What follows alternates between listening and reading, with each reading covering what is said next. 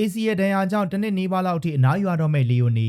လီဗာပူးအသင်းရဲ့နီးပြချုပ်အာနီစလော့ကအသင်းရဲ့အီတလီလူငယ်နောက်ခံလူလေးလီယိုနီဟာကလပ်အသင်းအတွက်ပွဲဥထွက်ကစားခဲ့တဲ့ကာတာဘောင်းဖလားပွဲစဉ်မှာပြင်းထန်တဲ့ဒူးယိုဆုပ်ပြဲဒဏ်ရာ AC ရဲ့ဒဏ်ရာရရှိသွားခဲ့ပြီးတော့တစ်နှစ်နီးပါးအနားယူရတော့မှာဖြစ်ကြောင်းတရားဝင်အတည်ပြုပြောကြားလိုက်ပါတယ်ဒီသတင်းဟာဒီနွေရာသီကားမှာပါမာအသင်းကနေပြောင်းရွှေ့လာခဲ့တဲ့ပါရမီရှင်လူငယ်လေးအတွက်အလွန်ကြီးမားတဲ့ထိုးနှက်ချက်တစ်ခုဖြစ်ခဲ့ပါတယ်အသက်18နှစ်အရွယ်လီယိုနီဟာဆောက်တန်နဲ့ကစားခဲ့တဲ့ကာတာဘောင်းဖလားပွဲစဉ်မှာလီဗာပူးအသင်းအတွက်ပွဲဥထွက်ပါဝင်ကစားခွင့်ရရှိခဲ့ပြီးခြေစွမ်းကောင်းတွေပြသနိုင်ခဲ့ပါတယ်ဒါပေမဲ့ပွဲပြီးပုတ်9မိနစ်လုံးမှာဒဏ်ရာရှိသွားခဲ့ပြီးလူစထရိုက်ကာနဲ့ကွင်းထဲကနေထွက်ခွာသွားတဲ့အချိန်မှာအလွန်နာကျင်ခံစားနေရပုံနဲ့စိတ်ထိခိုက်နေပုံကိုတွေ့မြင်ခဲ့ရပါတယ်လီဗာပူးအသင်းဟာအီတလီယူဆက်ကိုလက်ရွေးစင်ကစားသမားလေးရဲ့အလားအလာကိုပေါင်26တန်းထိရင်းနှီးမြှုပ်နှံခဲ့တာဖြစ်ပြီးတော့သူ့ကိုဘာဂျယ်ဘန်ဒိုက်ရဲ့ရေရှည်နေရာစိုက်ခံသူဖြစ်သတ်မှတ်ထားခဲ့တာပါဒါပေမဲ့အခုတော့သူကွင်းထဲကိုပြန်လာနိုင်မှုအချိန်တော်ကြာစောင့်ဆိုင်းရတော့မှလည်းဖြစ်ပါတယ်မင်္ဂလာပါမြန်မာချင်းနဲ့ဘောလုံးကစားခြင်းသူများအတွက်ဘော်ဒီဘက်လာပါပြီလီဗာပူးအသင်းရဲ့နီးပြအာနီစလော့ကသူ့အခြေအနေကမကောင်းပါဘူး။ဘာဖြစ်လို့လဲဆိုတော့သူ့ရဲ့ AC ရဲ့အရွတ်ဆုပ်သွားခဲ့ပါတယ်။ဒါကသူတစ်နှစ်လောက်အနားယူရတော့မယ်ဆိုတဲ့အဓိပ္ပာယ်ပါပဲ။ဒီလောက်ငယ်ရွယ်တဲ့အချိန်နိုင်ငံသစ်ကိုရောက်ရှိလာပြီး